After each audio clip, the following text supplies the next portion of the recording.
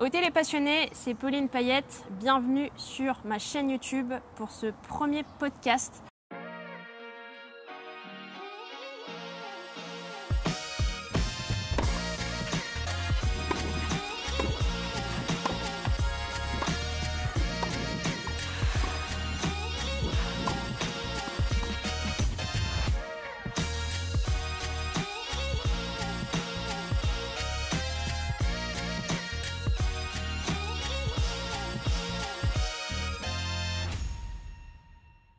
Je suis en compagnie de Mathilde Lolia qui va se présenter tout de suite.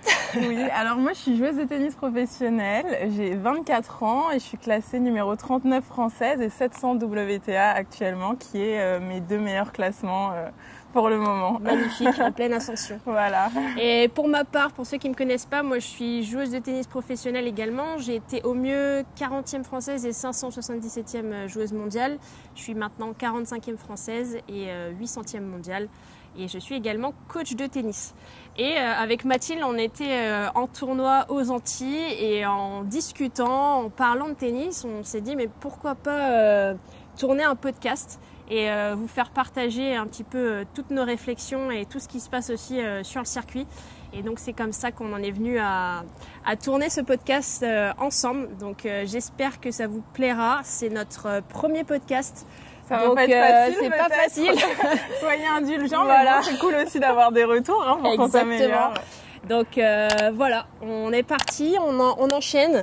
Donc ce qu'on voulait aborder au départ, c'était un petit peu sur l'organisation des tournois CNGT et ITF. On pourra aussi préciser la différence entre CNGT et ITF. Et expliquer concrètement aujourd'hui comment tes journées s'organisent, que ce soit en tournoi, que ce soit également quand tu t'entraînes chez toi. Donc voilà, est-ce que tu peux nous parler un petit peu de tout ça ? Alors la vie de joueuse de tennis, du coup, elle est assez atypique. C'est vrai que souvent quand on dit on est joueuse de tennis, les gens ils disent ah oui, ça consiste en quoi ? C'est encore un peu méconnu du grand public d'être sportif de haut niveau. Mais du coup, c'est un quotidien assez atypique. On va dire que quand on s'entraîne à l'année, toi c'est pareil. On a des journées assez rythmées, assez carrées, assez rythmées par nos entraînements. On s'entraîne à telle heure. Il y a plein de choses qui rentrent en jeu. On a l'entraînement tennis, mais aussi la préparation physique, la préparation mentale, bien manger, bien récupérer après les entraînements. Donc moi, souvent je m'entraîne entre 2 et 4 heures de tennis par jour. Ça va dépendre aussi du niveau de forme quand les tournois arrivent. Et en plus, j'ai environ 1h30, 2 heures de préparation physique aussi par jour. On va dire du 6 jours par semaine, je pense. Ouais. Je pense que toi, ça peut être pareil. Oui. Et donc, ça fait des grosses semaines comme ça et on essaye de récupérer après les entraînements. Et après, quand on arrive en période de tournoi, c'est totalement différent. C'est totalement différent parce que quand on est en période de tournoi, il n'y a pas un jour qui se ressemble. Ouais. Il n'y a pas un jour qui se ressemble et tous les jours est une nouvelle journée. Là, par exemple, on peut donner l'exemple de hier où on a voyagé pour arriver en Guadeloupe. On était en Martinique, on a voyagé pour venir ici. Donc, il a fallu s'entraîner le matin, rendre les Airbnb ou les logements où on était, prendre le bateau, prendre la voiture,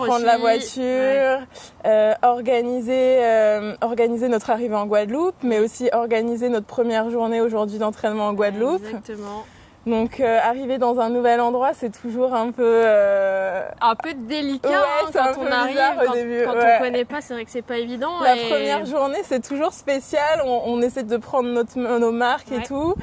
Et hier dans le bateau, on organisait notre journée d'entraînement. Donc à 20h, on organise notre journée lendemain matin, du lendemain, qu'est-ce qu'on va faire et tout. Et donc concrètement, ce qu'on a fait, c'est que moi j'ai envoyé un message à l'organisation pour réserver un cours d'entraînement. Donc il restait pas grand-chose. Et donc on a pu trouver un cours d'entraînement de 10 à 11 aujourd'hui. Là, il se trouve qu'aujourd'hui, il n'y a pas énormément de cours pour s'entraîner. Il n'y en a qu'un. Il y a des matchs de qualif. Donc nous, on a envie de s'entraîner un peu plus. On a fait 1 heure, mais malheureusement, il n'y a pas d'autres cours de créneaux disponibles. Donc on a trouvé une demi-heure tout à l'heure à midi et demi. Et donc voilà, c'est en permanence s'adapter. Et on découvre un nouveau club. Là, on vient d'arriver ce matin à 9h. Moi, j'étais jamais venue en Guadeloupe, donc je découvre un peu les lieux, les terrains, les conditions, le clubhouse, l'organisation. Donc on a tapé 1 heure.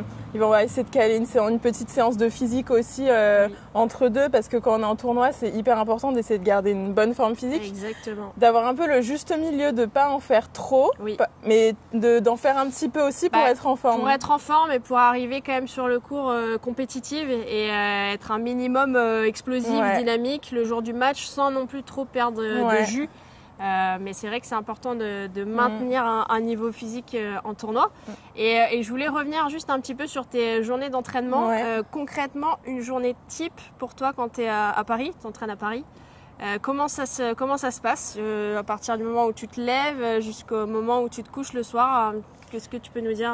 Comment ça se passe? Une journée type, même s'il y a beaucoup de journées qui sont évidemment pas les mêmes, mais une journée type, c'est que souvent je vais me réveiller à 8h. Bon, je suis pas une lève-tôt, j'ai du mal à me lever le matin, mais je fais l'effort. C'est un peu embêtant quand t'as des matchs à 9h. Non, vraiment. Et là, en 2025, c'est une de mes résolutions de réussir à me faire une routine pour essayer de me lever plus tôt et d'avoir cette routine, mais c'est pas évident.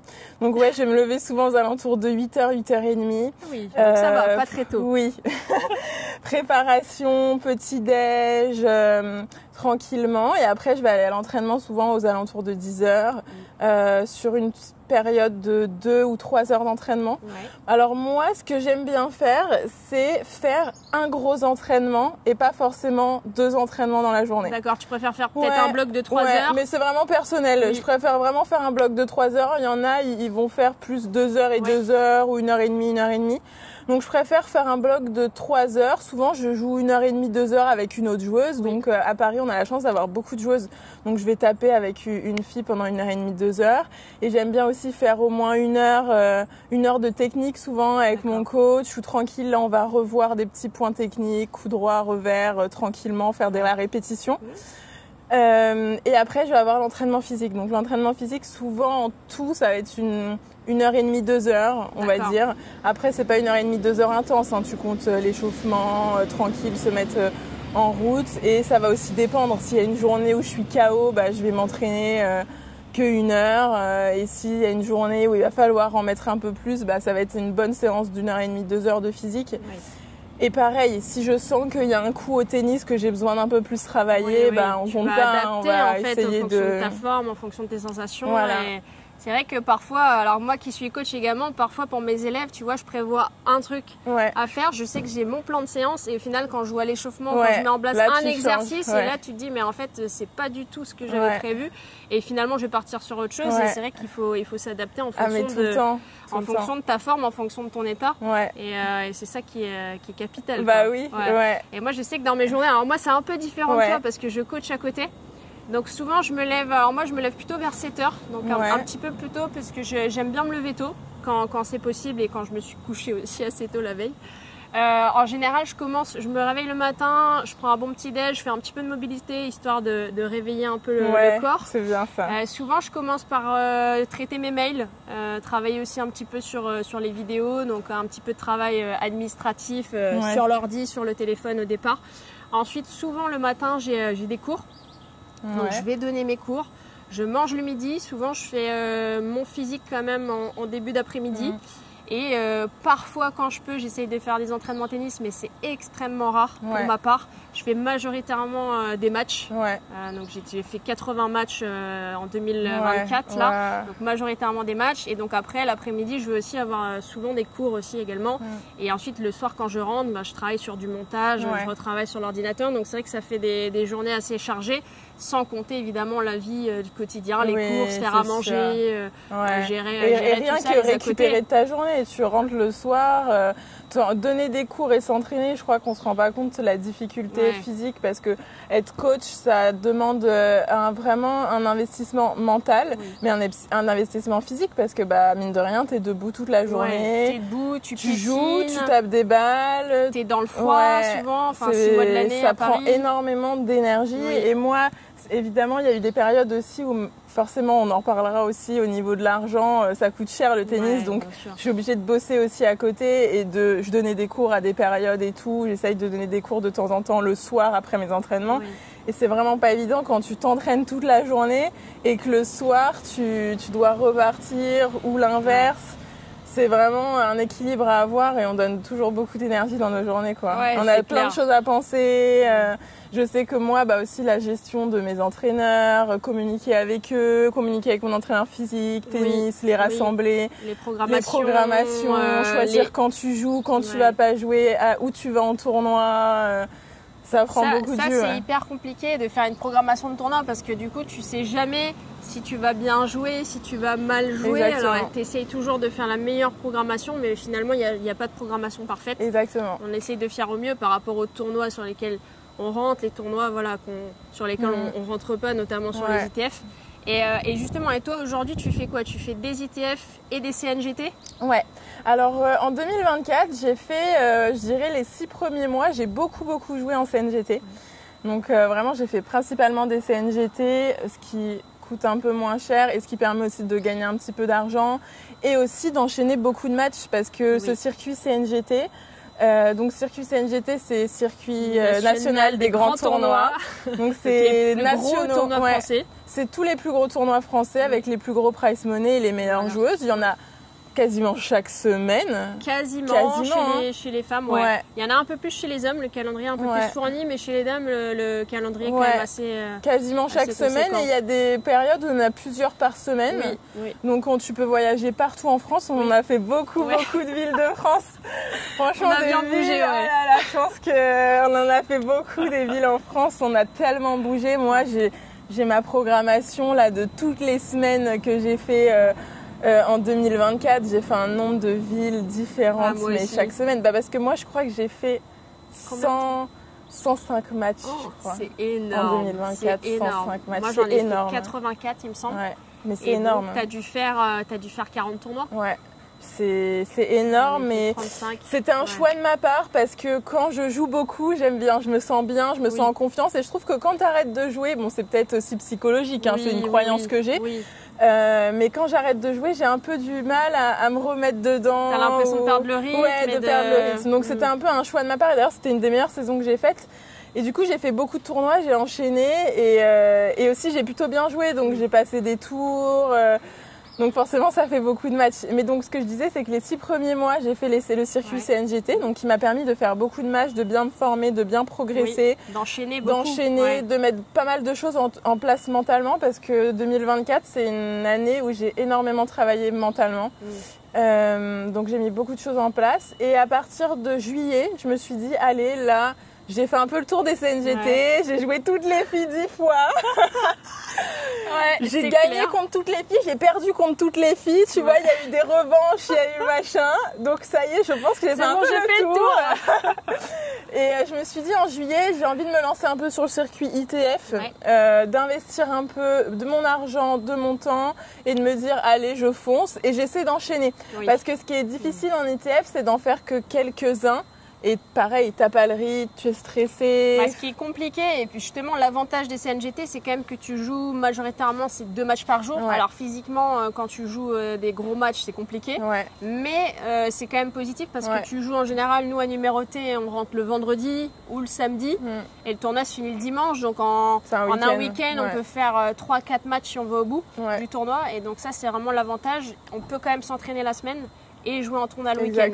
À l'inverse, sur les ITF, du coup, si on perd au premier tour, on joue soit le mardi ou le mercredi. Donc si on fait un match, on perd au premier tour. Derrière, il faut attendre une semaine complète avant de pouvoir jouer le tournoi d'après. C'est pas toujours simple de s'entraîner aussi sur les tournois ITF. Là, on le voit ici, il faut se battre. On vient d'arriver à Petitbourg. Parfois, on a 1 heure. Les débuts de semaine, c'est pas facile. On a 1 heure dans la journée. Puis c'est 1 heure à 4 sur le cours. Parfois, il y a 2 filles qui arrivent à 10h et il y en a 2 autres qui arrivent à 10h30. Donc finalement, on ne peut pas faire des points. Du coup, on est obligé de s'adapter. On ne peut pas s'entraîner réellement comme on veut. Donc c'est aussi ça la différence après entre les CNGT et les ITF. Et donc aujourd'hui, tu joues majoritairement des ITF. Donc j'avais pas de classement et donc maintenant j'ai pu avoir un classement là depuis juillet, j'en ai pas mal enchaîné. On a eu la chance, ça c'est vraiment top, d'avoir une grosse tournée de septembre, octobre, début novembre. On a eu, je sais plus combien de semaines d'ITF en France, mais vraiment c'est du jamais vu et c'est incroyable pour les femmes, des ITF femmes comme ça qui s'enchaînent pour nous en France, c'est génial parce que les ITF c'est beaucoup de frais et rien que d'être en France en fait, tu payes qu'un train, tu payes l'hôtel effectivement, mais en plus moi, on est en région parisienne, moi je suis à Paris, donc pour se déplacer en train c'est très facile. Si tu perds, tu rentres chez toi en 2 heures. C'est pas pareil que quand t'es à l'autre bout du monde, tu perds, t'as 7 heures d'avion, t'es sur place, t'attends une semaine. C'est pas évident et il faut aussi noter que les ITF, c'est tirage au sort au premier tour. On commence tous sur la même ligne. Ça veut dire qu'en fait, au premier tour, tu peux jouer la tête de série 1, tu peux jouer une fille qualifiée, une wildcard. Voilà, si t'es pas tête de série, tu peux jouer n'importe qui. Donc, si t'as pas forcément de chance sur quelques tirages, tu tapes une fille très forte plusieurs fois d'affilée, tu fais plusieurs fois premier tour. T'as moins de confiance, t'attends beaucoup. Les CNGT, on a quand même un départ progressif. Bon, même si à notre niveau tout le monde joue bien, il n'y a plus de premier tour facile, mais ça reste un petit peu plus progressif quand même, où on va jouer à négatif souvent le premier tour. Et derrière, les tours d'après, on va jouer à numéroté ou ça monte crescendo quand même. Ça, c'est plutôt pas mal. Bon, top, on est pas mal sur l'organisation des tournois. Les avantages et les inconvénients selon toi entre CNGT et ITF? Un peu ce qu'on a dit, les CNGT, ce qui est bien, c'est que on va commencer un peu crescendo, on va avoir un premier tour un peu plus facile, même si évidemment il n'y a plus de matchs faciles. Les filles jouent très bien, même les filles à négatif. Franchement, évidemment. On a toujours des matchs compliqués. Je trouve, ça joue très très bien. Le niveau en France est très fort et très dense. Et en CNGT, ça va prendre un week-end. On va arriver le vendredi, on va faire vendredi, samedi, dimanche. Si vraiment on joue bien, sinon on peut même faire 2 jours ou un jour. Donc, en fait, le fait de jouer sur un petit moment et après de pouvoir rentrer, s'entraîner, faire la semaine d'entraînement, de voyager en France pas trop loin de chez toi, de pas partir avec trop de bagages, etc. Et souvent, les petits clubs français, ils sont contents aussi d'organiser, ils sont très contents, d'organiser ça. On est bien accueillis. C'est un peu l'événement de la ville. On voit pas mal de villes et les ITF, en fait, j'essaie de jouer en ITF parce que forcément, un rêve que j'ai, ce serait d'un jour participer à des qualifs de Grand Chelem, tu vois. Magnifique. Et si vraiment tu veux aller plus loin dans ce projet, t'es obligé de jouer à l'international, t'es obligé de dépenser de l'argent, t'es obligé de voyager, d'aller loin. Sur toi, finalement, c'est de l'investissement sur soi. T'es obligé d'aller loin pour monter sur ce classement WTA. Et enchaîner pas mal de matchs et aussi tenter sa chance en fait parce que je me dis j'ai 24 ans, il faut que je tente le truc et que voilà, j'y aille. C'est top, Et toi, tu trouves que c'est quoi alors les inconvénients et les avantages? Alors moi je trouve que les inconvénients justement c'est qu'on joue sur 3 jours et ça c'est vraiment top parce que moi avec mes cours... Tous les avantages du coup. Avantages. Donc les avantages c'est plutôt que c'est sur 3 jours et donc moi je peux quand même donner mes cours en début de semaine, je peux être chez moi. Moi j'aime beaucoup être chez moi, j'adore être chez moi et j'adore partir. Je suis contente de partir en tournoi et je suis contente aussi de rentrer chez moi. Mais cette sensation quand tu rentres chez toi, c'est incroyable que tu dors dans ton lit, que tu retrouves ton chat. C'est trop ça que tu as ta cuisine, que tu fais ton petit plat. Mais t'es aussi content de voyager. Genre là, tu vois, on est bien. Parfois, on visite des endroits. On est content de partir et de bouger. Mais quand on rentre, c'est d'avoir son chez-soi. Là, on va rentrer au bout de 3 semaines. Exactement. Peut-être moi, après, je repars en tournoi. Donc, potentiellement, je serai pas chez moi pendant 1 mois, 5 semaines. Quand je vais rentrer, ça va être un bonheur. Exactement. Mais ça, les gens s'en rendent pas compte parce qu'ils disent oui, vous voyagez. Alors oui, c'est super. Mais quand on voyage tout le temps, qu'on est tout le temps, les affaires sont tout le temps dans une valise, dans une trousse de toilette, on n'a jamais vraiment chez nous. On défait la valise. On est dans des endroits toujours différents, donc les lits c'est pas les mêmes. Parfois on dort pas super bien. On va faire nos machines à droite à gauche. Les repas c'est pas toujours aussi pas évident, top. les repas. Parfois on aimerait bien. Moi j'adore être chez moi, faire mon petit plat. bah là, en tournoi, on peut pas. On est dépendant de ce qu'on a, de ce qu'on trouve. On doit s'adapter aussi. Et même notre famille. Enfin, moi, je sais que mon copain, ma famille, je suis très proche de mes sœurs, etc. Bah parfois j'ai l'impression de rater des moments quand même, tu vois. De rentrer et d'avoir raté 3 semaines. Là, qu'est-ce qui s'est passé? Ou même mes amis, j'ai raté 12 épisodes de leur vie. Clair. J'arrive et je rate des moments. Là, ce week-end, toute ma famille allait au théâtre. Moi, j'étais pas là. Tu rates des moments. Moi, personnellement, j'ai raté il y a quelques années le mariage de ma sœur. Et parce que je pouvais pas, moi j'étais à Paris, c'était à La Réunion, donc il fallait prendre l'avion, tout ça c'était compliqué. Donc c'est vrai que tout ça c'est aussi des éléments que les gens ne voient pas forcément et ça fait partie des sacrifices, si on peut dire, de la vie particulière de joueuse de tennis. Non, c'est sûr. Et ok, donc une fois qu'on a parlé de tout ça, au niveau argent, financier, je sais que c'est un domaine qui intéresse beaucoup de monde. Comment toi tu t'organises? Est-ce que tu as des aides? Comment tu fais au quotidien? Et comment tu gères financièrement ta carrière? Alors, comme je disais tout à l'heure, j'ai beaucoup travaillé, je donnais pas mal de cours de tennis, j'organisais des cours de tennis pendant plusieurs années, pendant 2 ans. T'en donnes plus du tout maintenant? Alors, j'en donne moins parce que justement, ça me prenait énormément d'énergie. Que ça me prenait énormément d'énergie, donc maintenant j'en donne beaucoup moins. Je me suis dit, vas-y, je me concentre un peu plus sur le tennis. Ton projet, pendant une petite période, là, je me concentre un peu plus sur le tennis, je me recentre. Et du coup, de travailler, ça m'a permis de mettre un peu d'argent de côté. Les CNGT, donc le circuit français, ça permet de gagner un petit peu d'argent parce que on a la chance aussi d'avoir l'association ProEl qui nous aide énormément. Donc l'association ProEl, c'est l'association des joueuses féminines en France qui nous permet vraiment de nous aider à trouver par exemple des tournois qui vont nous rémunérer pour venir. Oui, des garanties financières donc, sur les CNGT qui sont partenaires de ProEl. Du coup, ProEl les tournois vont donner une garantie. Donc une garantie, c'est qu'on est sûr d'avoir un certain montant pour venir jouer le tournoi. Quand on va sur le tournoi et en contrepartie, évidemment, on doit bien se comporter, se bagarrer sur le court, c'est ce qui est normal. Et souvent, on a aussi un clinique à faire, donc faire jouer les enfants pendant 1 heure, 1 heure et demie. Parfois, on a aussi une soirée partenaire quand il y en a une avec les sponsors du tournoi. Des animations, on doit être présent sur le tournoi pour l'organisation. Donc ça nous aide bien. Et en plus de ça, on a le prize money du tournoi. En fonction de notre résultat. Voilà, en fonction de notre résultat. Sachant que du coup, en CNGT, donc souvent, nous, on rentre en 8e de finale la plupart du temps. Parfois en quart, quand il y a un peu moins de filles. Mais c'est vrai que les CNGT féminins sont de plus en plus forts. Je trouve on est souvent, enfin même la plupart du temps maintenant, 8 numérotés. 6 minimum et souvent maintenant c'est 8 numérotés dans les tournois. Et donc souvent on rentre, moi personnellement je rentre en 8e, toi peut-être parfois en quart. Je rentre en 8e, après là je suis top 40 depuis pas longtemps, donc tu j'espère vas rentrer en quart de temps en temps. Et donc en 8e, moi souvent c'est entre 100 et 200 euros, c'est ça. 100, 150 euros de prize money. Ce qu'il faut savoir, c'est que là-dessus, il y a souvent l'inscription. Il y a quelques CNGT qui offrent l'inscription aux joueuses, mais ça reste assez rare. Et après, donc c'est pas évident. Si on perd au premier tour, c'est pas forcément évident parce qu'on paye aussi notre trajet, donc soit la voiture, soit le train. Et le train, c'est de plus en plus cher. D'ailleurs, si la SNCF veut faire un petit partenariat avec nous, on est preneuse. Avec grand plaisir. Et donc pas évident. Et il y a quelque chose qu'on oublie aussi, c'est de parler des taxes.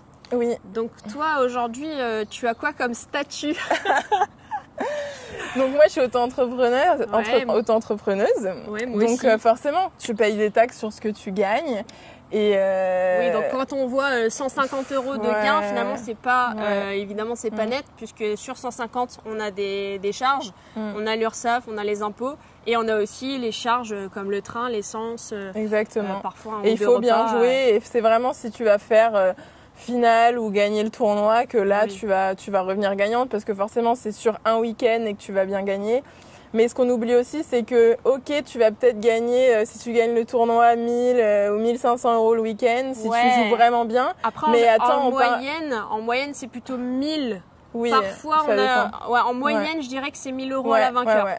Donc 1 000 € à l'invainqueur et à ça évidemment, donc ça reste brut. Donc il faut enlever. Et c'est surtout que c'est sur un week-end, mais au final, tu t'entraînes toute la semaine en fait pour ça, tu t'entraînes toute l'année pour ça. C'est des sacrifices de tout le temps. Donc c'est pas un travail de. Parfois il y en a ils disent ouais en 2 jours t'as gagné ça. Bah peut-être qu'en 2 jours j'ai gagné ça, mais en fait c'est un entraînement de 6 mois, de 1 an, de des années, de même 15 ans, toujours j'ai envie de dire. En fait. Donc c'est quand les gens vont bosser, vont au bureau, bah toi tu vas bosser sur le cours. Et quand tu t'entraînes, t'es pas payé. Mais c'est quand même du travail. Bah oui. Et donc et même en dehors du terrain. Moi je sais que là où j'ai beaucoup progressé cette année, c'est la partie mentale, psychologique. Donc ça a été beaucoup de travail sur moi-même dans la vie, à l'extérieur du terrain, de la méditation, de la respiration, une rétrospective sur moi-même, etc. Et ça, c'est un travail long qui se fait hors dehors du terrain. C'est des routines aussi. Donc tout ça, ça fait partie de l'entraînement. En fait, c'est tout un rythme de vie, quoi. Et après, donc, ce qui nous aide aussi, donc forcément, tu travailles un petit peu à côté. Les CNGT, ça aide bien. Et aussi c'est les clubs quand on joue les matchs par équipe. Donc en fait il y a les championnats de France par équipe, il y a différentes divisions. Toi je sais pas en quelle division tu joues. Moi je joue en Pro B. Ouais. Donc je joue au mois de novembre en Pro B. Je suis avec Sannois. Sannois dans le Val d'Oise. Ok, moi je joue pour Courbevoie. On est en N1. On veut essayer de monter en Pro B.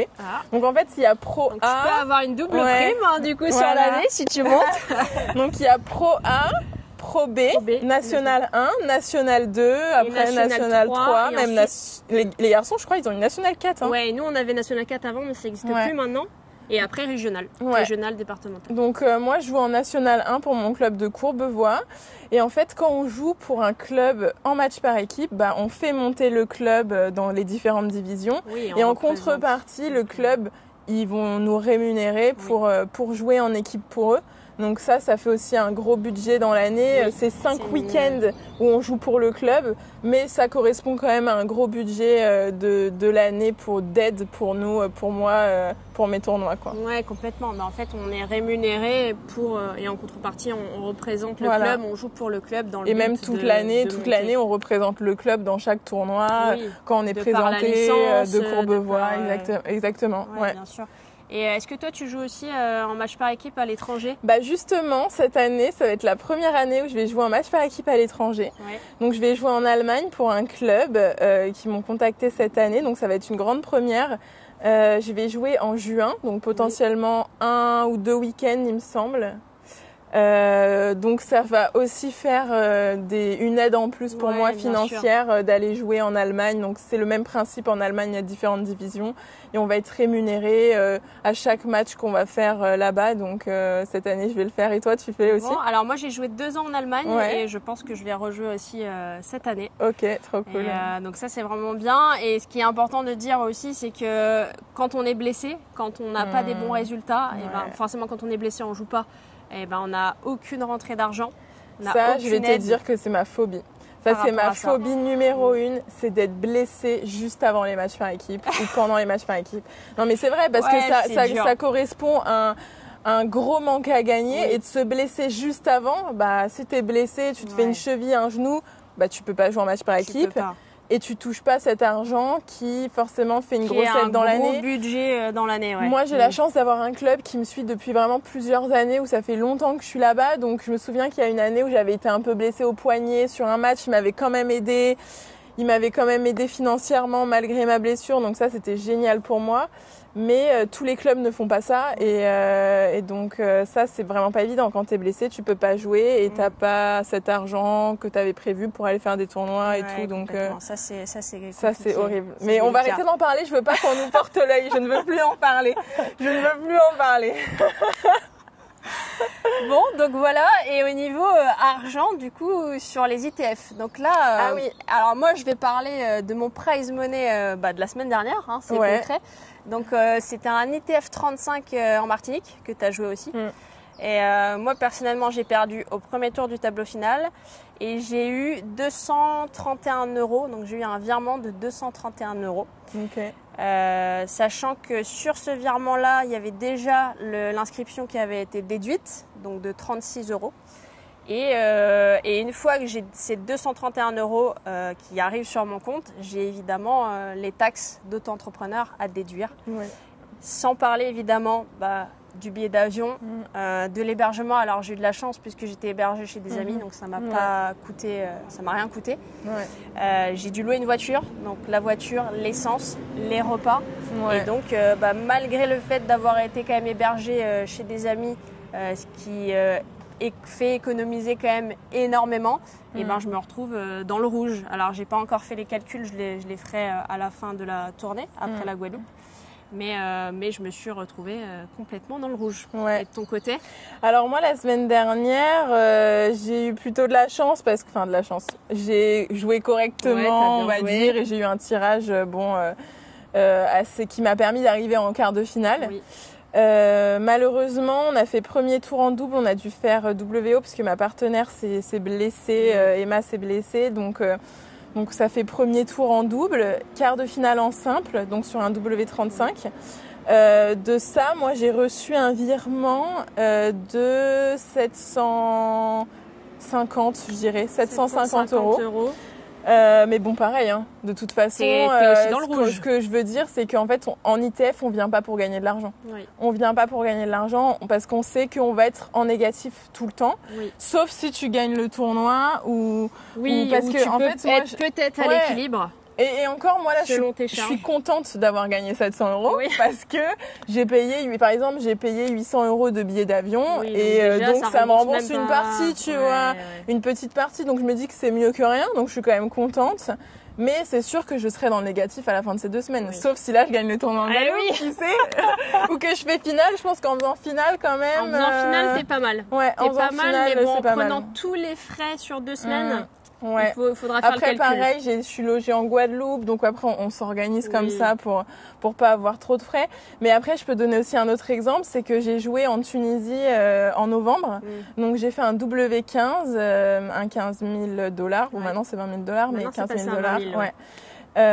J'ai fait 2 semaines de tournoi là-bas. Donc sur les 2 semaines, j'ai fait j'ai fait la première semaine, j'ai gagné le tournoi en simple. Ouais. Donc merci. J'ai gagné le tournoi en simple. J'ai fait quart de finale en double. Ouais. La deuxième semaine, j'ai fait quart de finale en simple, quart de finale en double. Ouais. Donc on est quand même sur 2 très bonnes semaines, 2 belles semaines.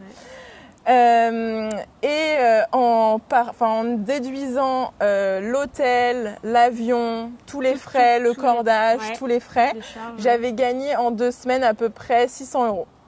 D'accord. Donc, ce qui est incroyable de gagner 600 € en ITF parce qu'on est tout le temps négatif, mais en gagnant le tournoi, en faisant 2 quarts en double, 1 quart en simple, 600 € les 2 semaines, c'est pas non plus folichon, tu vois. C'est pas cher payé quand on voit tous les efforts qu'on fait. Et c'est surtout que j'ai voyagé seule, j'ai partagé la chambre, j'ai essayé de réduire les frais, pardon. J'avais pas mon coach. Oui. Donc ça, c'est vrai que quand on a le coach, il faut payer le coach tous ses frais. Ouais. Donc son billet d'avion, son hôtel, ses repas, son salaire, évidemment. Donc là, on passe du simple au double, 2 fois et demi, quoi. Ouais. Mais bon, j'étais quand même contente parce que on sait qu'en ITF, on part pour perdre de l'argent. Mais je me dis que c'est un investissement aussi parce que si j'ai envie un jour de jouer les qualifs de Grand Chelem où là, on gagne plutôt bien notre vie et que c'est un peu mieux, même si on a aussi énormément de frais, en fait, il faut passer par là. En fait, c'est le début. T'as pas le choix. Après, si t'arrives à monter, si t'arrives à être 200, 300, et là, tu peux après jouer les grands chelems. Ouais. Donc là, financièrement, c'est quand même... Donc petit à petit, au niveau où on est, il faut grappiller, prendre sur soi, grappiller un petit peu des places pour petit à petit évoluer. Et plus on monte en tournoi, plus on va gagner un peu plus d'argent si on joue bien. Voilà. Bon, top. Moi, je pense qu'on a fait le tour sur l'argent. On est pas mal. J'avais noté aussi qu'on devait parler de l'ambiance entre les joueuses sur les tournois. Alors, on va parler justement de la différence entre les CNGT et les ITF, parce que pour moi il y a 2 ambiances différentes. Totalement différentes. Je trouve vraiment que sur les CNGT, alors on se connaît souvent, majoritairement c'est quand même des Françaises. Il y a rarement des étrangères qui font des CNGT, donc vu que en fait on est des habitués. Les filles Ouais. qui jouent les CNGT, on est des habitués, donc finalement on se retrouve tous les week-ends. Et donc on a l'habitude de se voir, Ouais. on se voit tous les week-ends, on joue les mêmes tournois, on se joue plusieurs fois dans l'année. Et donc je trouve que l'ambiance est quand même plutôt sympa. Ouais. On mange ensemble, on est parfois dans la chambre ensemble, et on s'échauffe, on se voit tous les J'ai week-ends. l'impression donc qu'on est c'est- un peu comme des collègues de travail Oui, qui c'est ça. peuvent devenir des amis C'est et ça. on se revoit tout le temps et en fait on sait qu'on est là chacun pour prendre ce qu'on a à prendre, faire notre Ouais. maximum et puis quand le tournoi est fini, on sait qu'on se retrouve à tel tournoi après. Enfin, c'est toujours un peu les mêmes joueuses, les mêmes groupes et l'ambiance est plutôt bon enfant Plutôt et bonne, plutôt ouais. sympa. On fait nos matchs dans un bon état d'esprit. Et c'est plutôt cool quoi de se retrouver. On partage chacun les différences de choses qu'on vit, Oui. etc. Donc ouais, c'est Donc ça, plutôt c'est cool sympa. en En fait, CNGT on en arrive à France. tisser peut-être plus de Ouais. liens. Et en revanche, en ITF, c'est quand même pas la même En ambiance. ITF, c'est totalement différent. En fait, c'est déjà il y a beaucoup d'étrangères. Oui. Euh, Souvent, on les connaît pas. On les connaît moins. Enfin, on les connaît moins. Ça bouge un peu plus les filles. En fait, c'est moins les mêmes peut-être qu'on voit Oui, tout le temps. oui. Mais au-delà de ça, c'est que la mentalité étrangère aussi, elle est un peu plus différente. Et aussi, forcément, quand on arrive en ITF, c'est des filles qui ont des très gros objectifs. Faire les qualifs d'un grand chelem, c'est quand même un objectif qui est très gros quand même. C'est des objectifs d'une vie. Oui. Donc, on sent que les filles, elles jouent leur vie Oui. sur chaque match, qu'elles sont extrêmement focus, même peut-être trop. Après, chacun a sa définition du trop, chacun bien gère. sûr. Mais c'est quand même une situation où on est beaucoup, c'est les uns contre les autres, quoi. On est toutes rivales. Voilà, on est et toutes rivales. on est toutes là pour essayer de grappiller un maximum de points pour monter au classement. Moi, je dis souvent, c'est la jungle, quoi. C'est la Ouais, jungle, c'est c'est la exactement guerre. ça. C'est la guerre. Toutes les filles sont là pour écraser les autres filles quelque Exactement. part. Et donc en fait, personne se parle. Ouais, personne se parle, parle. personne se dit vraiment bonjour. Tout le monde Chacune est dans son limite, coin. on te regarde de haut. On te regarde de haut, chacune est dans son coin. Donc c'est vrai qu'il faut quand même être capable de tenir et d'être, d'accepter le fait d'être quand même solitaire. Parce que je trouve que Oui. c'est quand même un sport, quand tu pars sur le circuit C'est très ITF, solitaire, ouais. il faut accepter d'être seul parce que la plupart du temps, tu es quand même seul Ouais. au Ou restaurant.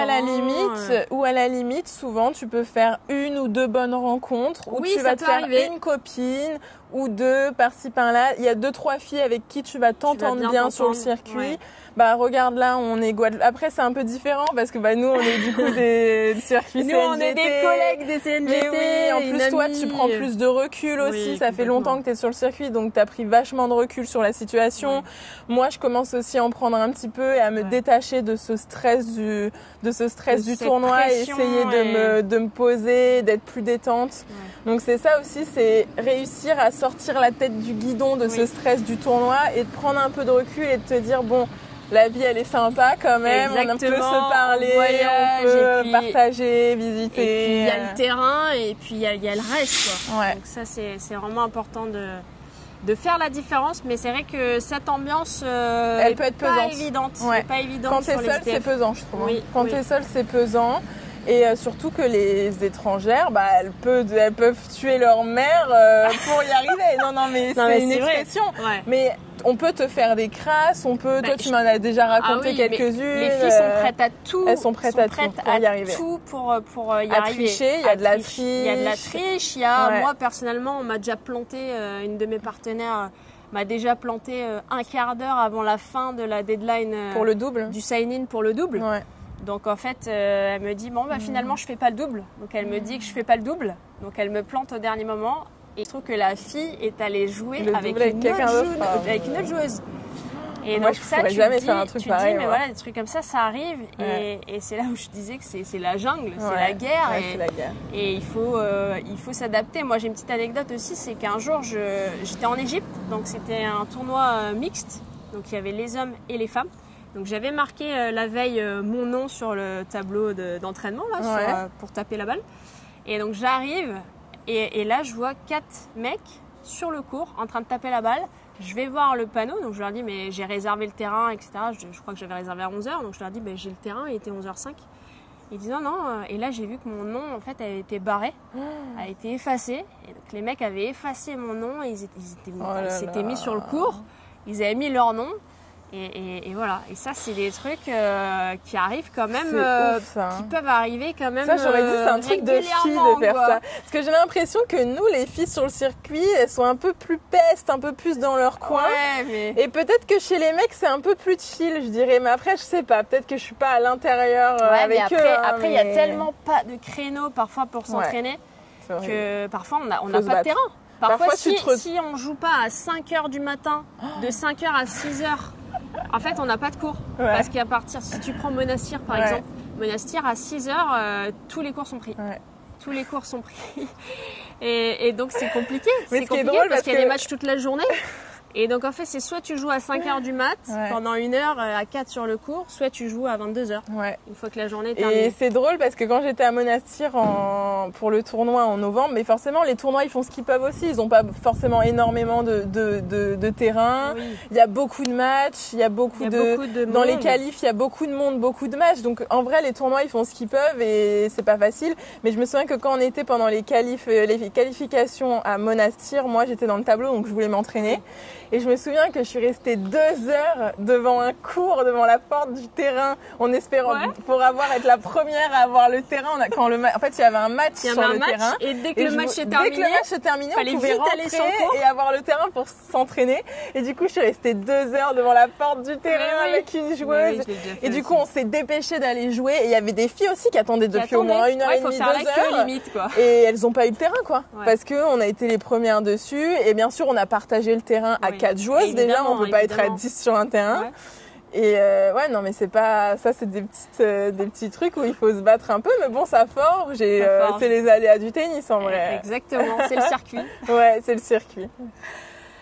Top. On va finir sur les difficultés. Sur les difficultés du circuit, un petit peu sur la différence aussi homme-femme qu'il peut y avoir. Sur les tournois français, sur aussi nous par rapport à nos hormones, toutes ces phases-là. Toi, comment tu vis ces difficultés et pour toi, quelles sont les plus grosses difficultés qu'on peut rencontrer sur le circuit, sur les 2 circuits différents? Déjà, c'est pas évident parce qu'il y a beaucoup d'idées reçues. Tennis homme-femme.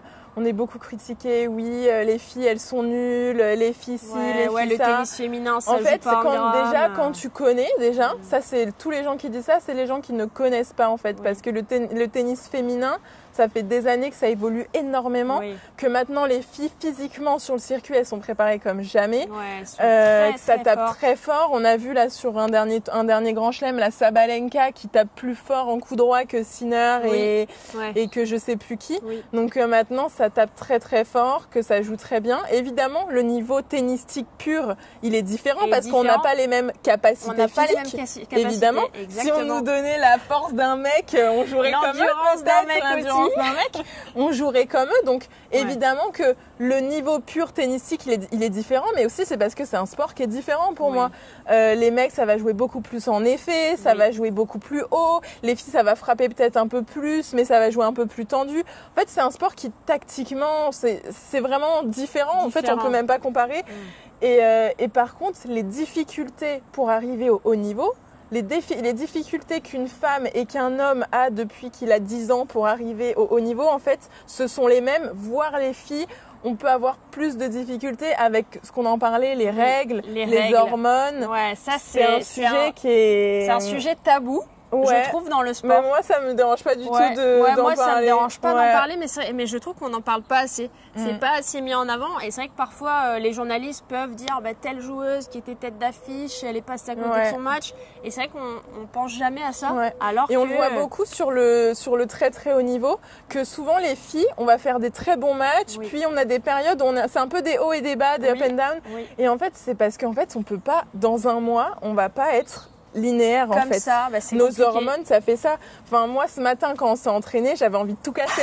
Donc, je suis arrivée à l'entraînement. Je ne sais pas pourquoi. J'avais envie de tout casser dès le début de l'entraînement. Ça allait pas. J'avais ma main qui glissait, ma raquette, ça allait pas. Je fais 2-3 fautes, ça me saoule. Alors que, en termes de niveau de jeu, je pense que c'était correct ce que je faisais. Mais dans ma tête, c'était un tourbillon en fait. Et ça, je sais que je suis en tourbillon. Donc, j'essaye de calmer le truc et tout. Mais en fait, il va y avoir un jour où tu vas être crevé. Il va y avoir un jour où t'es Un jour énervé, où t'as mal où au t'es ventre, triste, où t'as mal.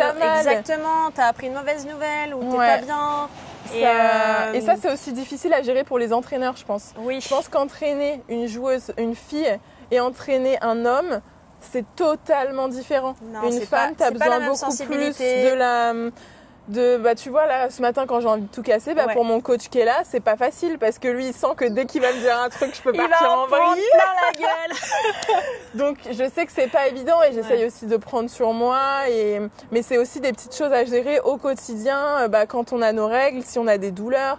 Moi, il y a quelques jours, j'étais pliée en deux, j'avais des douleurs et je me suis dit, mais si j'avais eu un match ce jour-là mais ça sous aurait été 30 terrible. degrés, sous la chaleur, mais tu te tords en deux tellement t'as mal au ventre et au dos, ça c'est compliqué. Et ça, quand tu joues, c'est un combat, la fille en face, ça se trouve elle est en pleine forme, elle a mal nulle part et toi tu dois faire avec et aujourd'hui c'est pas ton jour et tu fais avec ou selon tes humeurs ou tes sensibilités. Moi, ça m'arrive aussi d'être dans des matchs où je suis très sensible, où je sais pas pourquoi, mais t'es à fleur de je suis peau, très donc à fleur de peau, tour, je peux avoir envie de pleurer facilement, genre je perds un set, j'ai envie de pleurer, il faut se détendre, enfin je me dis oula, qu'est-ce qui se passe? Moi pareil, moi ça m'est déjà arrivé de pleurer en plein match, de fondre en larmes et d'exploser tellement, je sens qu'il y a des émotions quoi.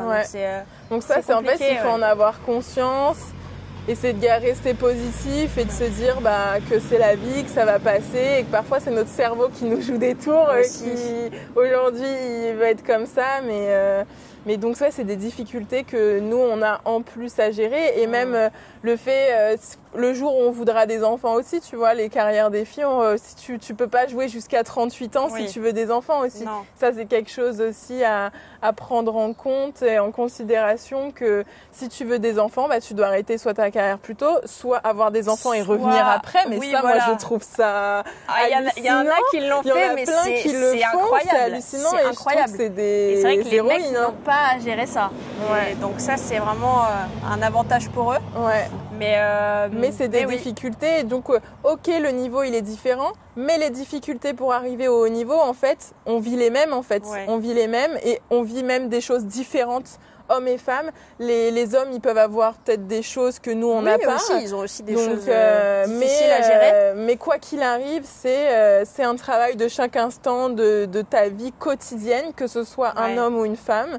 Elle est différente, mais le travail et les difficultés sont là, quoi qu'il arrive. Ouais, bien sûr. Je suis entièrement d'accord. Bon, on est pas mal pour ce premier podcast. Ouais, ça me paraît bien. Mais je pense qu'on a beaucoup de choses à dire. C'est hyper dur d'être synthétique en fait. Ouais, c'est dur. Je sais pas si on a été clair et si c'est synthétique et tout, mais on a tellement de choses à dire et il y a tellement de sujets intéressants dans le tennis. Oui. On essaye d'expliquer les choses simplement pour les gens qui connaissent pas forcément. Et aussi en même temps d'aller en profondeur pour un peu montrer ce que c'est notre vie, parce que je pense que c'est assez atypique, les gens parfois connaissent pas ou peuvent avoir des préjugés aussi. Oui, c'est vrai que nous on est dedans et c'est vrai qu'on s'en rend pas compte, mais c'est vrai que la plupart des gens ne connaissent pas. Ne savent même pas que le sport peut être un métier en fait. Oui, moi aussi. Souvent on me dit mais tu fais quoi comme métier? Je dis je suis joueuse de tennis, il me dit ah bon mais ton vrai métier c'est quoi? Qu'est-ce que c'est? Écoute, moi tous les matins je me lève, je vais au travail, c'est sur un terrain de tennis. Et le tennis à la base c'est un sport, c'est un loisir, mais forcément que quand tu vas tous les jours au travail, il y a des jours t'as pas envie d'y aller aussi, où c'est pas facile, il faut être discipliné et que c'est une vie à part entière quoi. Ouais. Et c'est bien dit pour terminer. On finit sur un petit question-réponse. Allez. Alors, comment as-tu commencé le tennis? Alors, moi j'ai une famille dans le tennis, donc mon père qui est coach de tennis depuis sa jeunesse, depuis très très longtemps. Il s'est occupé de la compétition dans plusieurs clubs différents et j'ai ma sœur, donc ma grande sœur qui a beaucoup joué au tennis. Donc autant te dire que quand j'étais petite, on me mettait sur le bord du court. C'était naturel. Voilà.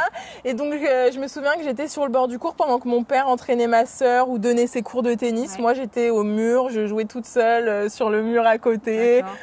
On m'a mis une raquette dans la main et j'ai commencé le tennis comme ça. Et je pense que après, comme tout le monde, on m'a mis au baby tennis, au mini tennis. Ça a commencé à 3 ans? Je pense à 4-5 ans. 4-5 ans, j'ai commencé. Mais en fait, à la base, le tennis, c'était pas une grande histoire d'amour, je pense. J'aimais bien le sport, moi. J'aimais bien le sport en général. J'ai fait beaucoup de basket, d'athlétisme, de danse. J'ai touché un peu à tous les sports. Ouais. Et en fait, c'est petit à petit, je pense, la compétition au début, c'était pas mon truc. Mais vraiment, j'ai commencé à me mettre dedans, je pense, vers peut-être 11-12 ans, où là, vraiment, je me suis dit, allez, on va faire de la compète tennis. Top. Et toi ? Moi, j'ai commencé, alors à la base, je faisais de la natation. Ouais. Donc, mon premier sport, déjà, c'était la danse classique. Ah ouais, rien à voir. Puis la natation, parce que j'habitais à La Réunion, je suis née là-bas. Ah bah oui, ça y est. Et donc, mes parents voulaient absolument que j'apprenne à bien nager. Pour me débrouiller dans l'eau, avec les vagues et tout ça. Donc, c'était vraiment dans ce but-là d'apprendre à bien nager. Et je faisais de la natation dans un club de tennis. Donc, tous les mercredis, quand j'allais à la natation, je passais devant les cours de tennis. Ouais. Et donc, j'allais commencer à faire des compètes de natation et j'ai commencé à avoir des problèmes au tympan, aux oreilles. Donc j'ai dû me faire opérer des 2 oreilles. Et donc après, honnêtement, c'était pas hyper agréable d'aller dans l'eau, tout ça, parce que j'avais des bandages, je devais me protéger, c'était compliqué. Et donc mes parents m'ont demandé, mais du coup, tu veux faire quoi comme sport? Parce qu'ils voulaient absolument que je fasse un sport. Et donc moi, je passais tous les mercredis en allant à la piscine, je passais devant les cours de tennis. Et du coup, t'as dit tennis? Du coup, je leur ai dit, bah allez, je vais essayer le tennis. Et du coup, je suis arrivée en cours d'année. Quelle erreur d'avoir choisi le tennis. Et voilà, j'ai tapé ma première balle et j'ai kiffé. Ah ouais? Mais j'ai eu une sensation. Mais oui, dès la première frappe, c'est ouf, ça. Je me suis dit, mais j'ai jamais ressenti un truc comme ça. C'est dingue ça, tu te souviens de ça? Je me souviens de la sensation, du feeling que j'ai eu quand j'ai tapé ma première balle. Wow. Et j'ai jamais arrêté. C'est fou. Voilà. Ah ouais, moi c'était pas du tout comme ça.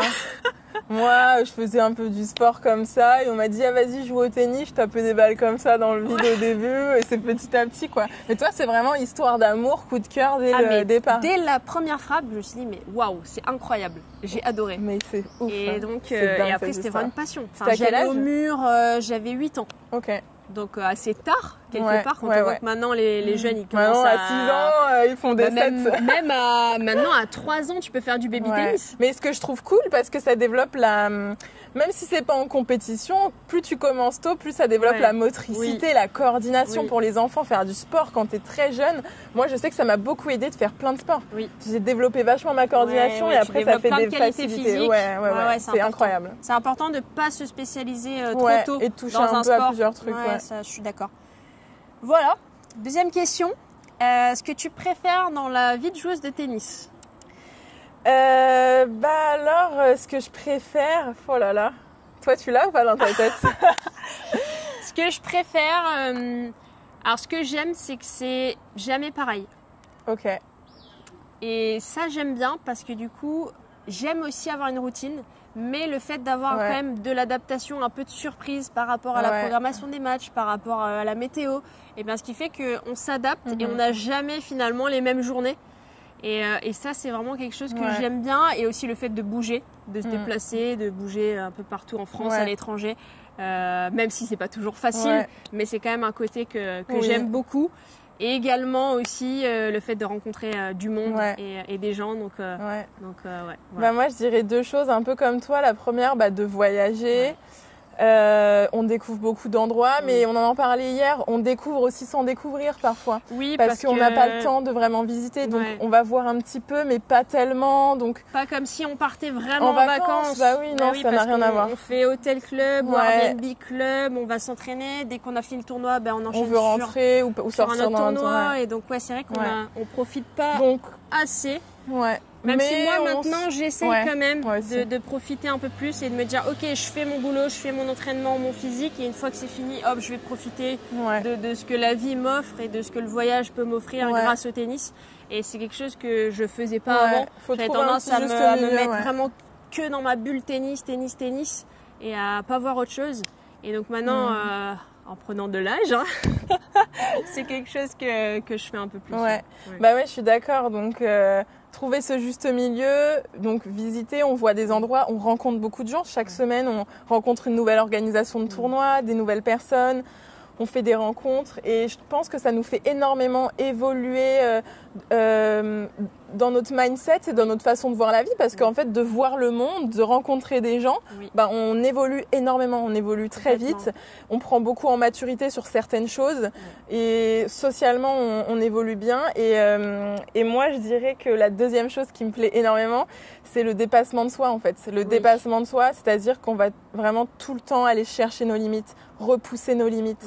Se dépasser à la fin d'un match de tennis quand tu as joué pendant 2 heures, même 3 heures, 3 heures et demie, que tu vas gagner. En fait, tu es tellement fier de toi, tu as une fierté personnelle. En fait, cette adrénaline que tu ressens sur le terrain quand tu gagnes des points, quand tu fais des points gagnants, quand on t'applaudit, quand tu gagnes des matchs, en fait, c'est difficile de la reproduire dans la vie, je trouve. C'est compliqué, mais moi tu ressens des émotions que tu ressens nulle part ailleurs, je trouve, dans le tennis. Je dis toujours que le tennis, c'est l'école de la vie. Parce que ça t'apprend à travailler sur toi, ça t'apprend à gérer tes émotions, ça t'apprend justement le dépassement de soi, la discipline, la rigueur. Et je trouve que tout ce que tu mets en place sur un terrain, finalement, tu peux le mettre en place aussi dans ta vie au quotidien. Et je trouve que si tu arrives à développer ton mental, à développer ton physique, à travailler sur toi, à prendre du recul, à te remettre en question, et ben ça t'aide aussi dans la vie en général, dans tes relations au quotidien. Exactement. Parce que comme on disait au tennis, quand on gagne un match, ok, on gagne le match, mais on a perdu quasiment 49% des points, 48% des points, voire 50% des points. Tu sais que la stat, tu l'as vu cette stat de Federer, qui pendant sa carrière, il a gagné 54% de ses points. Donc ça veut dire qu'il a perdu 46%. Quasiment, presque un point sur deux qu'il a perdu. Et ça veut dire qu'en fait, on est quand même tout le temps en échec, entre guillemets, même si c'est pas l'échec. On ne dit pas échec, mais on est quand même tout le temps dans cet échec et il faut tout le temps se relever. Tu perds un point et on repart. Tu perds un match, on repart. Tu perds 2 matchs, on repart. Tout le temps, on se relève et en fait, on a une persévérance qui est hors pair. Le joueur de tennis, il a une persévérance, c'est n'importe quoi. On peut échouer pendant 2 mois, être dans le dur et on se relève encore. On repart à l'entraînement, on repart dans nos routines encore. Et en fait, ça nous apprend pour dans la vie parce qu'on va faire n'importe quel métier après. En fait, quand on va avoir des difficultés, ça va être rien par rapport à ce qu'on vit depuis 10 ans, en fait, tu vois. Genre, on peut avoir des difficultés, on va savoir qu'il faut repartir et on est très persévérant. Et du coup, oui, je pense que moi, ce que j'adore, c'est ces émotions que tu ressens dans le tennis quand tu es fier de toi, quand tu es dans un match et que tu vas chercher tes limites, que tu te dépasses. Et voilà, et ça c'est incroyable. Ces émotions, je pense, c'est des émotions. Et d'ailleurs, on dit souvent que quand un sportif il arrête le sport, il a une petite mort du sportif, parce qu'en fait, tu ressens des émotions fortes. Ces émotions-là. Et pour les ressentir dans la vie, je me dis, ok, tu vis des choses incroyables, mais peut-être quand tu as des enfants ou quand tu as des trucs familiaux incroyables, tu les ressens, tu vois. Oui, mais elles sont différentes. Pas tous les jours. Alors qu'au tennis, en 1 heure, tu peux passer par toutes les émotions. Exactement. Donc c'est ça et c'est presque une drogue en fait. C'est ça qui nous fait continuer. C'est qu'on peut perdre 10 matchs, mais c'est celui qu'on va gagner qui va nous dire on continue en fait. Exactement. Et oui. Alors, 3e question, ce que tu aimes le moins dans la vie de joueuse de tennis? Donc c'est un peu l'opposé. En fait, c'est bizarre de dire ça parce que je disais que j'adorais voyager. Oui. Mais ce que j'aime aussi le moins, c'est que tu voyages, mais parfois, de pas être chez toi pendant longtemps, c'est pas évident. T'es jamais chez toi. C'est pas évident. Ouais. De rater des choses. Moi aussi, j'aime partir, mais j'aime aussi être chez moi. Je suis contente quand je rentre. Je suis contente quand je pars, mais je suis contente aussi quand je rentre. Et j'aime bien avoir mon petit cocon chez moi.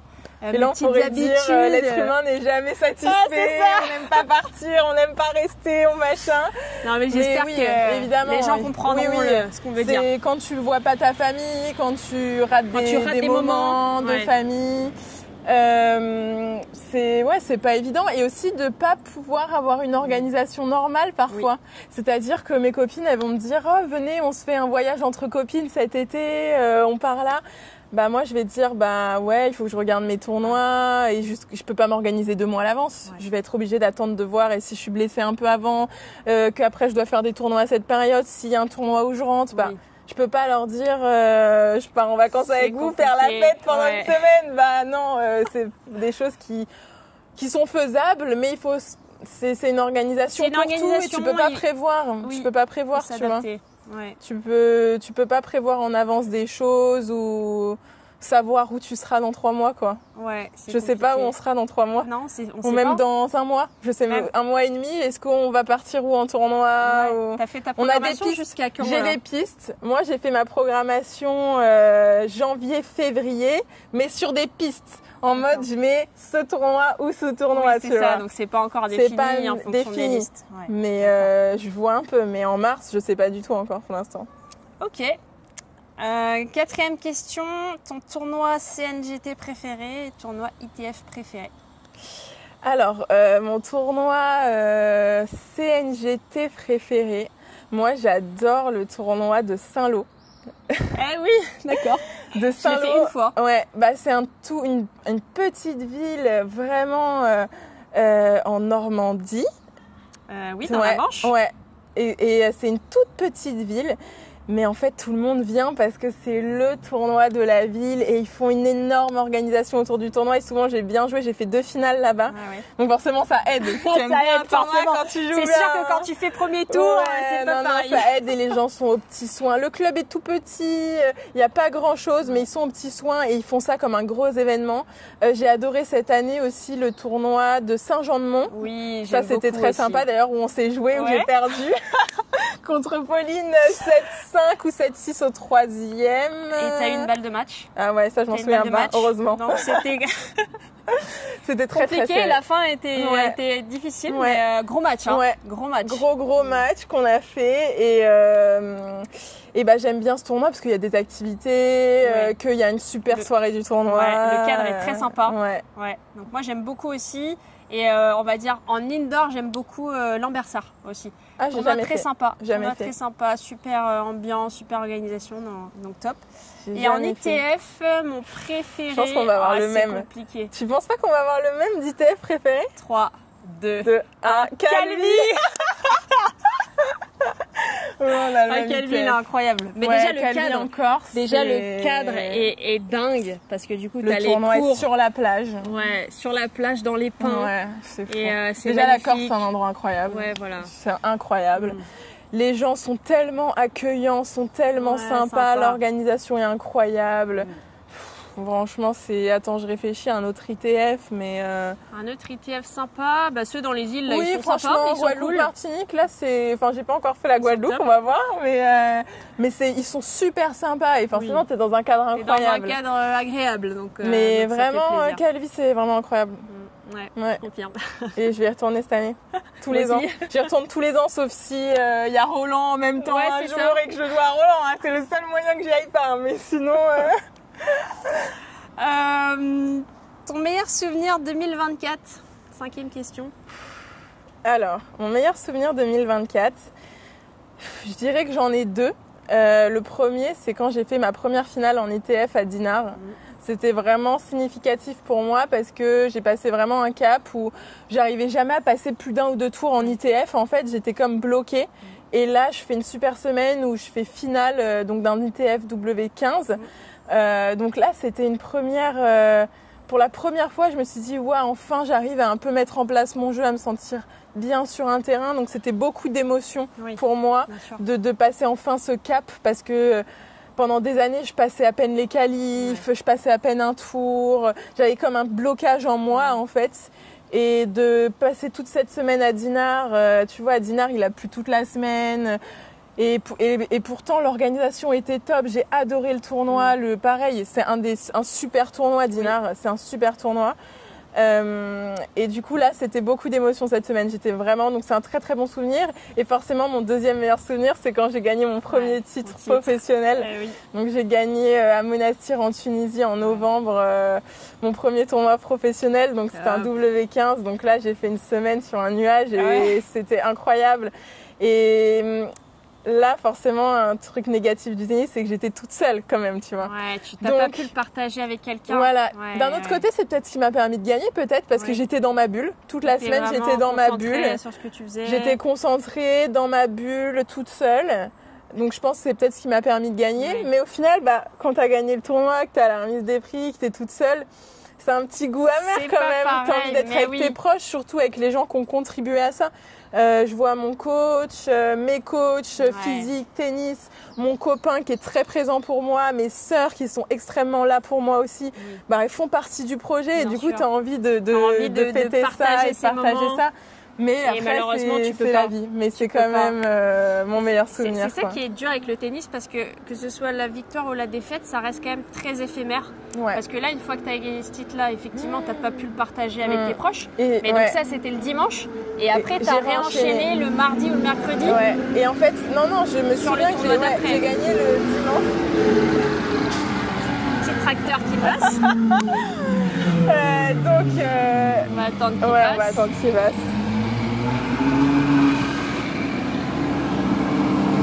Bon, c'est les aléas du tournage. Ouais, Et je donc disais, j'ai un truc qui m'a marqué, c'est que je gagne le tournoi le dimanche, donc là, forcément. Et t'as joué toute la semaine. Ouais. Donc j'ai joué un match toute la semaine. J'en pouvais plus, en vrai, j'étais contente, mais j'en pouvais plus, j'avais envie de me poser. Donc lundi, repos. Et après, je recommençais par le double le mardi. Et je me souviens, donc lundi, rien que de dormir le matin, de plus faire ta routine de match, de te reposer, de pas le stress. Pas avoir de contraintes. J'étais tellement bien. Et genre vers, j'ai pu 14-15 heures, le tableau du tournoi d'après est sorti. Donc parce qu'en fait, il y a un tournoi chaque semaine. Donc j'ai fini dimanche. Lundi, ils font le tableau. Et mardi, Donc, ça repart. Ouais. Et lundi Ça après-midi, enchaîne. quand ils ont sorti le tableau et que j'ai vu le tableau, je me suis dit, ah putain, ça repart en fait, tu vois. Et ouais. Et genre, Tu j'ai peux l'impression pas que j'ai une vraiment demi-journée. profiter. Ouais, j'ai une C'est- demi-journée hop, ça repart. et ça repart. Et Ouais. nouveau tournoi. Et il n'y a plus personne qui a gagné le tournoi. On est tous Oui. au même point. Oui. On repart tous à zéro. Ce qui s'est passé la semaine dernière, c'était C'est la fini. semaine dernière. Ouais, et ouais, C'est ça qui est difficile. ouais, c'est pas Ouais, évident. Attends, toi, ton meilleur souvenir? Oui, j'en ai pas parlé. Ouais. Exactement. Vas-y. Mon meilleur souvenir 2024, je dirais que c'est ma victoire au CNGT de Saint-Jean-de-Mont. Ah, Parce c'est le CNGT où on s'est joué On s'est joué en demi-finale? et je reviens de loin. On s'est joué en demi. Ouais, on s'est Ouais. joué en demi-finale. Je reviens de loin parce que j'ai gagné, je suis rentrée en quart.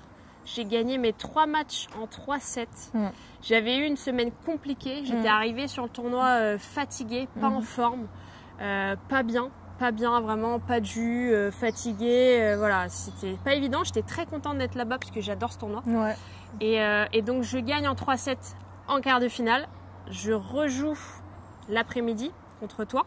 Du coup, donc 2 matchs dans la même journée, on fait un Très gros match. match. On a fini très tard. Donc on a fini tard, match, on a joué presque 3 heures. 3h30, même plus de 3 heures, je Même pense. Hein. plus de 3 heures. Ah ouais, on a Voilà, joué donc plutôt 3 j'avais heures. joué le matin Ouais. aussi 3-7, donc j'avais joué quasiment 6 heures. Ouais. Et donc j'étais encore plus KO évidemment le lendemain pour la finale et je gagne en 3-7 contre Mallory. Ouais, c'est une belle semaine. Voilà, Ouais. et donc j'étais mais vraiment complètement morte Ouais. à la fin du match, même pendant le match, Ouais. pendant la finale, je mettais plus un pied devant l'autre et je me suis dit mais allez donne tout ce que t'as au fond de Et toi. tu t'es dépassée. Et je me suis dépassée et donc j'ai réussi à quand même bien jouer.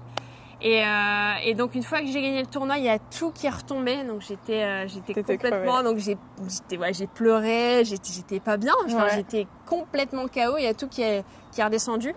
Et donc du coup c'était quand même une énorme satisfaction parce que j'étais arrivée sur le tournoi pas dans des bonnes conditions.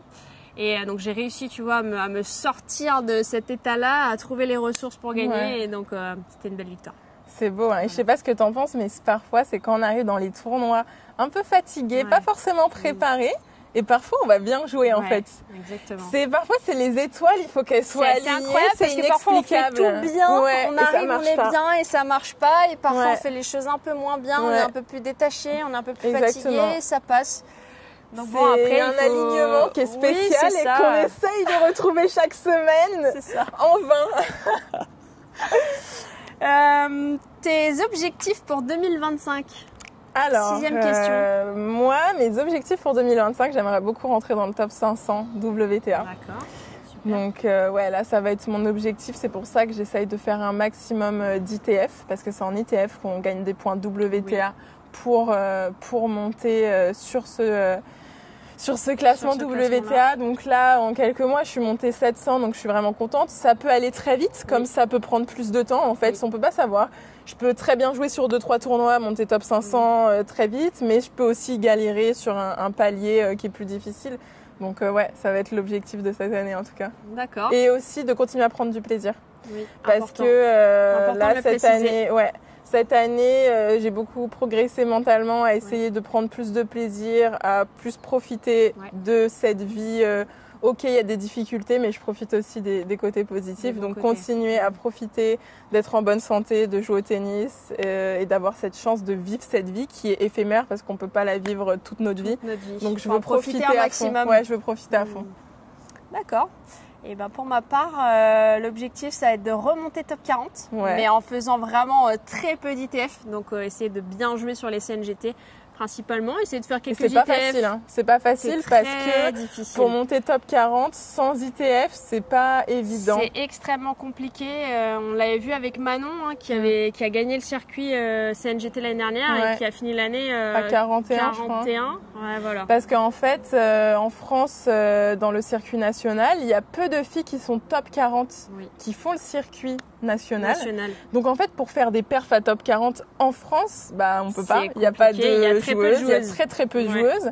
Et donc il faut jouer à l'étranger. Et à l'étranger, quand on joue des joueuses étrangères ou des françaises sur les tournois internationaux, elles sont assimilées. Ouais. Déjà elles sont assimilées. Donc ça peut nous faire les top 40. Et après nous, quand on grimpe aussi au classement, 800, 700, 600, forcément, c'est plus facile après de monter au classement français. Donc voilà, c'est de continuer de me faire plaisir. Continuer de coacher des passionnés, les aider à progresser et développer ma chaîne YouTube, développer mes réseaux sociaux pour aider un maximum de joueurs et de joueuses de tennis à progresser. Ouais. C'est un beau projet, ça. Un double projet. Hein. Exactement. Quels sont, alors 7e question, tes idoles ou tes modèles? Alors moi, j'ai pas vraiment d'idole dans le tennis. Évidemment, tout ce qui est Roger, Nadal, Djoko, forcément, c'est des gens qui sont extrêmement impressionnants, donc tu peux que les idolâtrer. Mais moi, je vais dire que ma joueuse préférée, c'est Sabalenka. Franchement, j'adore cette joueuse. Quand je la vois jouer, parce qu'en fait, elle se rapproche énormément de mon jeu. Donc un gros service, un gros coup droit, elle envoie, elle est très explosive. Et elle veut finir le point, elle veut aller gagner les points. Et en même temps, c'est une fille qui est complète, elle se déplace extrêmement bien et tout. Et une grande comme ça qui est explosive, moi j'ai envie de jouer comme ça en fait. Donc vraiment c'est mon idole, je l'adore depuis vraiment de plusieurs années.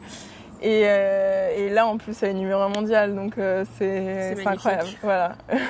Ok, moi c'est Roger Federer. Bizarrement c'est un homme et en fait c'est mon modèle parce que je me suis beaucoup inspirée de son jeu, de sa manière de se déplacer, de sa manière de jouer. Et j'ai regardé énormément de matchs de Roger et j'aime beaucoup son jeu forcément. Et je me suis beaucoup inspirée de lui. Après, honnêtement, j'admire. Je les vois sur le chip en revers. Là, je vois du Roger. T'en as bouffé, tu l'as. J'en ai marre. Et donc Roger, après, honnêtement, j'apprécie vraiment tous les joueurs et toutes les joueuses. Il n'y en a pas un où je me dis j'aime pas parce qu'en fait c'est tous des champions. Je sais les efforts qu'il faut pour arriver à ce niveau-là. Et quel que soit le classement, qu'il soit numéro 1 ou 120e mondial ou 200 mondial, en fait c'est incroyable. Tout le monde parce que je sais à quel point c'est difficile d'atteindre ce niveau-là, les sacrifices qu'il faut faire. Et chaque joueuse a des énormes qualités et des choses sur lesquelles nous on peut apprendre énormément aussi. C'est sûr. Donc j'essaie de m'inspirer un peu de tout le monde aussi, à la fois. 8e question, est-ce que tu as une petite anecdote drôle? Je pense qu'on en vit beaucoup. Ou pas? Je peux en raconter 2 qui sont un peu différentes l'une de l'autre. Alors la première, c'est quand j'ai gagné mon tournoi en Tunisie, à Monastir. Donc c'est un tournoi qui est en dur extérieur. Tournoi dur extérieur et en fait j'ai mon copain qui est très présent pour moi dans mon projet parce qu'il est coach aussi, donc il donne beaucoup son mot et il m'aide beaucoup dans ma programmation. Et juste avant que je parte au tournoi, il me dit mais Mathilde, pourquoi tu vas jouer à Monastir sur dur? Parce que tu joues mieux sur terre. Il me dit mais va jouer sur terre, si tu veux gagner des tournois il faut que tu ailles jouer sur terre. Et je lui dis mais attends, je suis déjà inscrit, là j'y vais, j'ai déjà les billets. Il dit bon vas-y, mais par contre après le tournoi tu vas jouer sur terre, je pense qu'il faut que tu ailles sur terre, si tu veux jouer les qualifs de Grand Chelem c'est maintenant et tout. Et du coup je vais à Monastir, je gagne un match Et là, je dis, ah ouais, peut-être que j'aurais dû aller jouer. Je l'appelle et je dis, ah, j'aurais peut-être dû aller jouer sur terre, tu vois, pour le charrier un petit peu, tu vois. Je gagne un deuxième match, pareil, après mon match, je l'appelle, je dis, ah, j'aurais peut-être dû aller jouer sur terre, non? Parce que le tournoi était sur dur et je gagnais des matchs sur dur, un match sur dur, 2 matchs sur dur. Et là, troisième match, donc quart de finale, je lui dis, bon, bah, ouais. Encore, est-ce que je devrais aller jouer sur terre?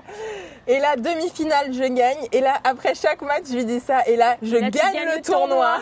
Et je lui envoie un message et je lui dis, alors, est-ce que j'aurais dû aller jouer sur terre?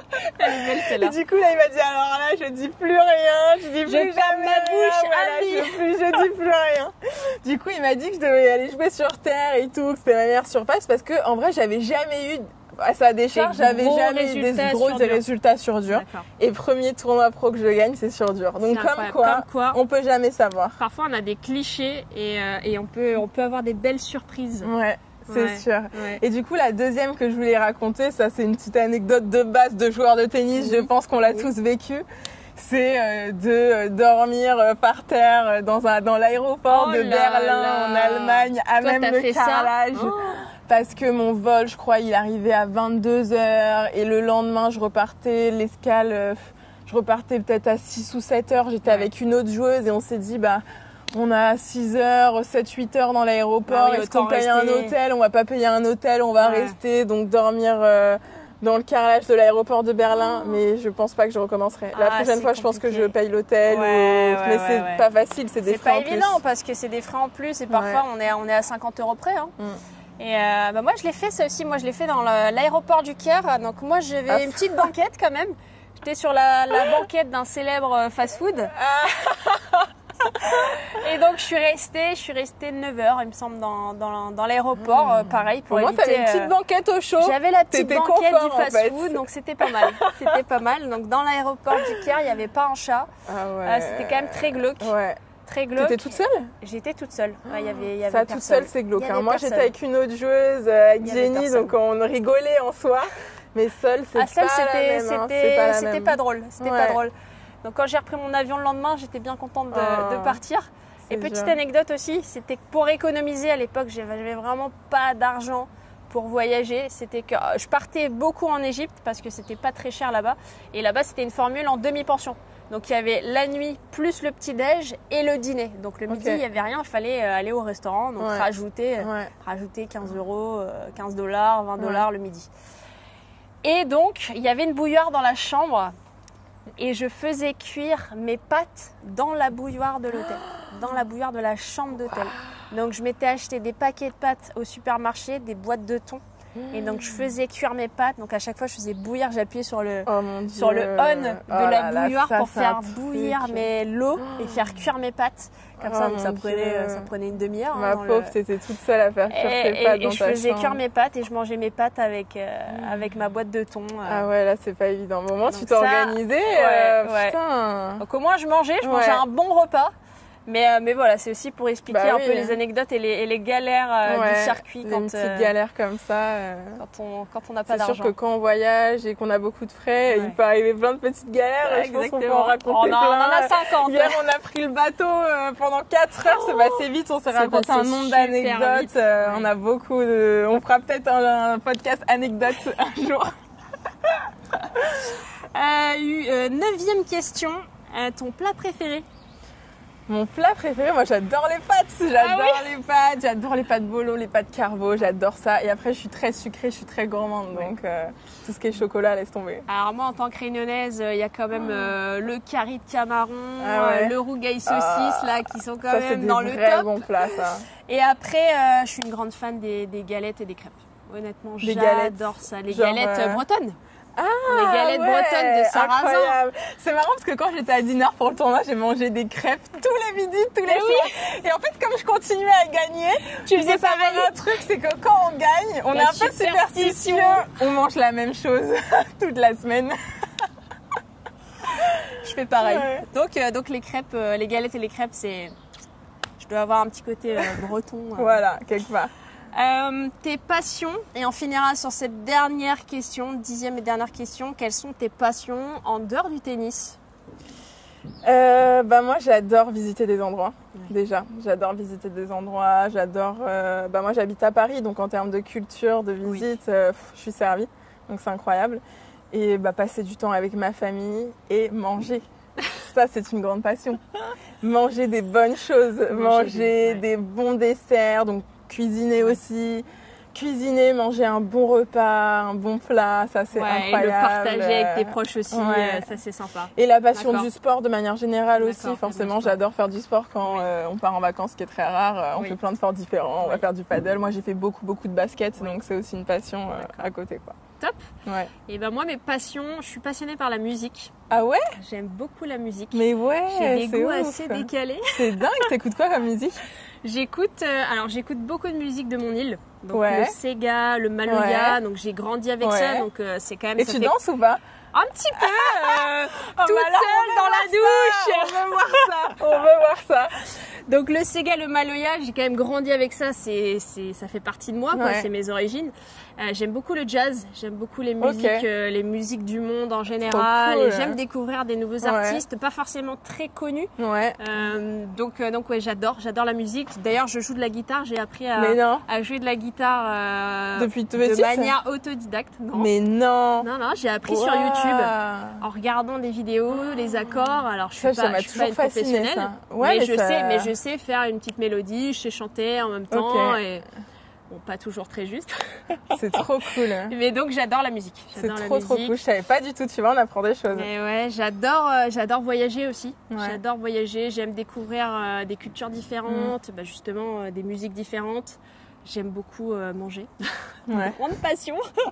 Pareil, donc avec le voyage, donc découvrir des éléments que je connais pas, des plats que je connais pas. Et donc voilà pour mes passions. Trop bien, c'est des belles passions. Des belles passions. Et c'est ainsi que s'achève ce magnifique podcast. Bon, merci beaucoup pour ce super moment. C'était super intéressant parce que je pense qu'on peut aussi avoir parfois deux façons différentes de voir les choses. Toi, tu as plus de recul, ça fait beaucoup plus longtemps que tu joues. Moi, je suis peut-être un petit peu plus jeune sur certains trucs, mais je commence aussi à prendre du recul sur certains sujets. Et je pense qu'on a beaucoup à dire. On a essayé de peut-être synthétiser, mais il y a beaucoup à dire. Il y a beaucoup de choses à dire. En tout cas, j'espère que ça vous a plu.